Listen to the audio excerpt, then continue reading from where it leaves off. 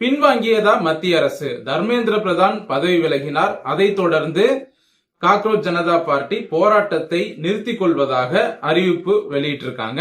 அது மட்டும் இல்லாம மத்திய அரசோடு பேச்சுவார்த்தை நடத்தினோம், அந்த பேச்சுவார்த்தையில் சுமூக முடிவு ஏற்பட்டது, அதனால போராட்டத்தை நிறுத்திக் கொள்கிறோம் என்ற ஒரு அறிவிப்பை அவங்க வெளியிட்டாங்க. உண்மையிலே இன்னைக்கு என்னதான் நடந்தது?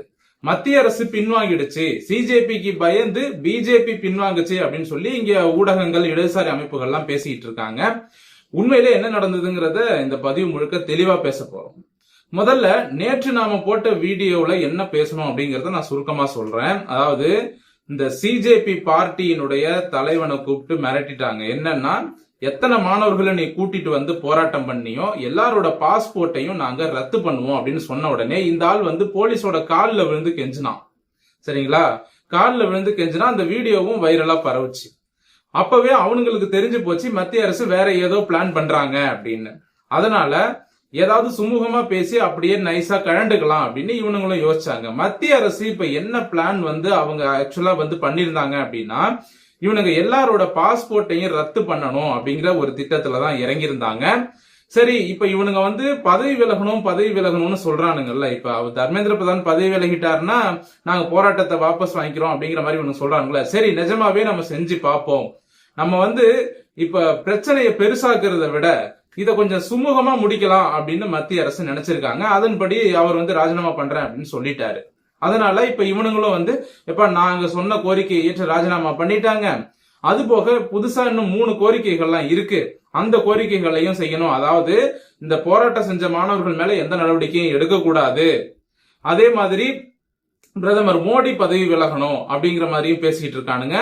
இன்னும் நிறைய லிஸ்ட் போட்டுட்டே இருக்கானுங்க புதுசா. இவனுங்க சொல்ல வளைஞ்சு கொடுக்க இவனுங்க என்ன நினைச்சிட்டாங்க, நம்ம என்ன சொன்னாலும் பிஜேபி அரசு கேட்கும் அப்படின்னு இவங்க நினைச்சிட்டானுங்க. சரிங்களா? இப்ப இவங்க போராட்டத்தை முடிச்சுக்கிறோம் அப்படின்னு சொல்லிட்டானுங்கல்ல. இனிமேல் போராட்டத்தை செய்வதற்கான வேலையை அடுத்த கட்டமா இவனுங்க முயற்சி பண்ணாங்க அப்படின்னா இவனுங்க முழுவதும் ஒடுக்கப்படுவாங்க. இதுதான் வந்து நடக்க போகுது. இது இனிமேதான் வந்து ஆட்டம் இருக்கு. என்னடா பிஜேபி அரசு பின்வாங்கிடுச்சு அப்படின்னு நம்ம ஆளுங்களே நிறைய பேர் வந்து வருத்தப்படுறாங்க. என்னங்க, மூட்டை பூச்சிக்கு பயந்து வீட்டை கொளுத்துன கதையா இந்த மாதிரி ஆயிப்போச்சே அப்படின்லாம் நினைக்கிறாங்க.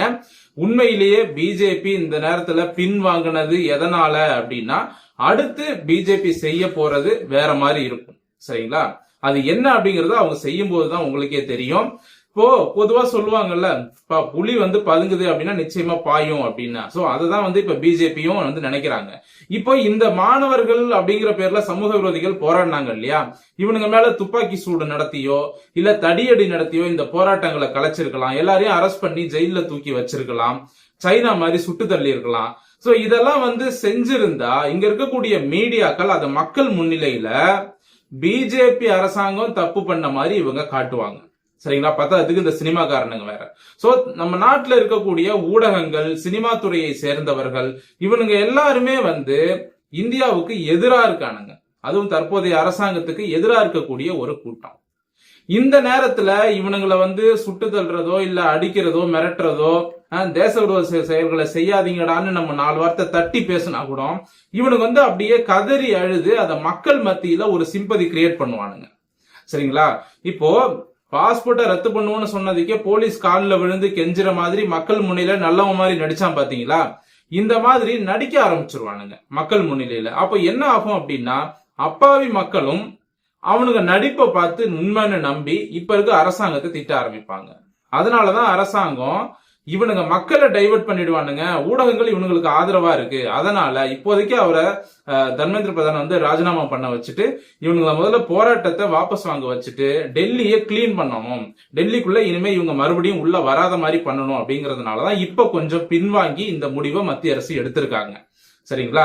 ஏன்னா நம்ம நாட்டு ஊடகங்கள் நம்ம நாட்டுக்கு ஆதரவாவே இல்ல. இந்தியா எப்படா உடையும்னு காத்துக்கிட்டு இருக்கிறதுல முக்கியமான கூட்டமே இந்த மீடியாக்கள் கூட்டம் தான். எப்ப இந்தியாவில எங்க பணம் விழும், எங்க எவன் அடிச்சுப்பான், எங்க ரத்தம் வர அளவுக்கு அடிச்சுப்பான், எங்க கலவரம் வரும், மத கலவரம் எங்க வரும், ஜாதி கலவரம் எங்க வரும் அப்படின்னு கண்குத்தி பாம்பா காத்துக்கிட்டு இருக்கிற கூட்டம் எது அப்படின்னு பாத்தீங்கன்னா நம்ம நாட்டுல இருக்கக்கூடிய இந்த இடதுசாரி ஆதரவு கொண்ட ஊடகங்கள். இன்னும் சொல்ல போனா நேரடியாக அமெரிக்காவால் இயக்கப்படும் ஊடகங்கள் தான் இந்தியாவில் 90% இருக்கு.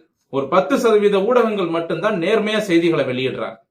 அதனால தேவையில்லாம இப்போ பதட்டத்தை உருவாக்க வேண்டாம் அப்படிங்கறதுனாலதான் மத்திய அரசு இவனுங்கள் மேல கை வைக்காம அரசாங்கம் இவங்க சொன்ன பேச்சை கேட்டு பின்வாங்கியிருக்காங்க.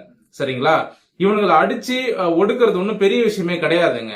சைனா மாதிரி ஒரு ரூல்ஸ் தான். சைனால இதே மாதிரி போராட்டம் மாணவர்கள்லாம் பண்ணாங்க, எல்லாரையும் சுட்டு தள்ளிட்டாங்க. இது கொஞ்சம் பழைய ரெக்கார்ட்லாம் எடுத்து பாருங்க, பழைய வரலாறை தேடி பாருங்க, சைனால என்ன பண்ணா அப்படின்னு. இந்த மாதிரியான போராட்டங்கள்லாம் சைனால பண்ண முடியாது. சரிங்களா? இப்போ மத்திய அரசு பாவம் பார்த்து விட்டதுனாலதான் இவனுங்கெல்லாம் நிம்மதியா போறானுங்க. இல்லன்னா இவனுங்க எல்லார் மேலேயும் கேஸ், துப்பாக்கி சூடு, இதுல எத்தனை பேர் செத்துருப்பானுங்க தெரியுமா? மத்திய அரசு இவனுங்க எல்லாம் பாவம் அப்படின்னு விட்டுருக்காங்க. இப்ப ஸ்டெர்லைட் விவகாரத்திலே துப்பாக்கி சூடு நடந்தது. தேவையில்லாம கலெக்டர் ஆபீஸ கொளுத்த போய் எவ்வளவு பிரச்சனை வந்தது. அப்ப டெல்லியில இவனுங்க பார்லிமெண்ட் அடிச்சு உடைக்கிறது, இந்த மாதிரியான செயல்கள் எல்லாம் ஈடுபடுறதுக்கு இவனுக்கு பிளான் போட்டிருந்தானுங்க. அதனாலதான் முதல்ல பேச்சுவார்த்தை நடத்தி பார்ப்போம், இதுல ஒத்து வந்தானுங்க அப்படின்னா இதோட முடிச்சுக்கலாம், இல்ல இத மீறியும் ஏதாவது பெருசா திட்டம் போடுறானுங்க அப்படின்னா அதுக்கப்புறம் பாத்துக்கலாம் அப்படின்னு தான் மத்திய அரசு முதல்ல பேச்சுவார்த்தைக்கு கூப்பிட்டு முதல்ல மிரட்டி விட்டாங்க. இந்த ஒரு விஷயத்த சொல்லி, பாஸ்போர்ட் எல்லாத்தையும் ரத்து பண்ணிடுவோம், எவனுக்கும் வேலையும் கிடைக்காது, புதுசா பாஸ்போர்ட் அப்ளை பண்ணாலும் பாஸ்போர்ட் கிடைக்காது, ஒழுங்கா போராட்டத்தை நீ பின்வாங்குறியா இல்லையா, முடிச்சுக்கிறியா இல்லையா, இதுதான் டீலு. இத சொன்னதுமே அவன் எப்பா பேச்சுவார்த்தையில சுமூக தீர்வு ஏற்பட்டுருச்சு, நாங்க பின்வாங்கிக்கிறோம் அப்படின்னு சொல்லிட்டாங்க. அதுக்கு ஒரு ரீசன் வேணும் இல்லையா? இப்ப இவரை ராஜினாமா பண்ண வச்ச உடனே அதை காட்டிட்டானுங்க, பாருங்க நாங்க சொன்னதும் ராஜினாமா பண்ண வச்சுட்டாங்க, அதனால நாங்க விலகிக்கிறோம் அப்படின்னு. இது பாத்தீங்கன்னா ஒரு சைலண்ட் மிரட்டல், அதாவது 4 செவுத்துக்குள்ள வச்சு மிரட்டுறது. அந்த மாதிரிதான் மிரட்டி இவனுங்களும் இப்ப பின்வாங்கி இருக்கானுங்க. மத்திய அரசும் மிரட்டினது வெளியே தெரியக்கூடாது அப்படிங்கிறதுக்காக அந்த தர்மேந்திர பிரதான ராஜினாமா பண்ண வச்சிருக்காங்க. சோ இதுதான் உண்மை. இவனுங்களை அடிச்சு ஒடுக்கிறதுலாம் பெரிய விஷயமே இல்லைங்க. இந்தியாவுக்கு இது சாதாரண விஷயம். தப்பு இப்போ இருக்கிற கவர்மெண்ட் நினைச்சிருந்தா இவனுங்களை 2வது 3வது நாளே அடிச்சு காலி பண்ணிருக்கலாம். சரிங்களா? நம்ம நாட்டுல மக்களுக்கு அவ்வளவு சீக்கிரம் எதுவுமே புரியாது. இந்த மக்கள் கண்ணால எதை பாக்குறாங்களோ அது அப்படியே உண்மைன்னு நம்பிடுவாங்க. கண்ணால பாக்குறதையும் காதால கேட்கறதையும் அப்படியே உண்மைன்னு நம்பக்கூடிய பழக்கம் நம்ம மக்களுக்கு உண்டு. சரிங்களா? அதனாலதான் ஏற்கனவே பெரியவங்க சொல்லிருக்காங்க, கண்ணால் காண்பதும் போய் காதால் கேட்பதும் போய் தீர விசாரிப்பதே மெய் அப்படின்னு. ஆனா இன்னமும் மக்கள் கண்ணால் காண்பதையும் காதால் கேட்பதையும் உண்மைன்னு நம்பக்கூடிய மக்களா இருக்கிறதுனாலதான் இந்த மாதிரியான நடவடிக்கைகள், சில ராஜதந்திர நடவடிக்கைகள்லாம் எடுப்பாங்க. மத்திய அரசு கவர்மெண்ட் பின்வாங்குற மாதிரியே இருக்கும். ஆனா அது பாத்தீங்கன்னா அதுக்கு பின்னால பப்ளிக் எந்த தொந்தரவும் வந்துடக்கூடாது, ஃபியூச்சர்ல டெல்லியில அங்க எந்த பிரச்சனையும் வந்துடக்கூடாது அப்படிங்கறதுனாலதான் இந்த மாதிரியான நடவடிக்கைகள்லாம் எடுத்திருக்காங்க. அதனால மத்திய அரசு பின்வாங்கிடுச்சோ பயந்துருச்சோ அப்படின்லாம் தயவு செஞ்சு நினைக்காதீங்க. இனிமேதான் இந்த கூட்டத்துக்கு ஆபத்தே இருக்கு. சரிங்களா? இனிமே இவனுங்க இன்னொரு முறை கூடுவானுங்களா இதே மாதிரி? இப்ப இந்த மாணவர்கள் போராட்டம், விவசாயிகள் போராட்டம், அப்படி இப்படின்னு டெல்லியில இனிமே போராட்டம் பண்றானுங்களே, இனிமே டெல்லிக்குள்ள நுழையறதுக்கே ஏகப்பட்ட தடை வரப்போகுது. இப்ப இவனுங்க செஞ்ச வேலையால டெல்லியில நுழையறதுக்கே தடைகள் அதிகமா வரப்போகுது. அது மட்டும் இல்ல, இப்ப இவன் அமெரிக்கால இருந்து இங்க போராட்டம் பண்ணிட்டு இருக்கான், பிரச்சனை பண்ணிட்டு இருக்கான். இப்ப இவனை பத்தின டேட்டா எல்லாம் எடுக்க போறாங்க. எடுத்து எத்தனை பேர் பிரச்சனை பண்ணிருக்கான் அப்படின்னு சொல்லிட்டு மொத்த பேரையும் இனிமேதான் சைலண்டா காவு வாங்குவாங்க. சரிங்களா? வெளியவே தெரியாது, மக்களுக்கே தெரியாது. மக்களுக்கு தெரியாமலேயே இந்த கூட்டத்தை காலி பண்ண போறாங்க மத்திய அரசு. அது இனிமேதான் செய்வாங்க அப்படிங்கிற நல்ல செய்தியை சொல்லிட்டு இந்த பதிவை நான் முடிச்சுக்கிறேன். மீண்டும் அடுத்த நல்ல பதிவோடு உங்களை சந்திக்கிறேன். நன்றி, வணக்கம்.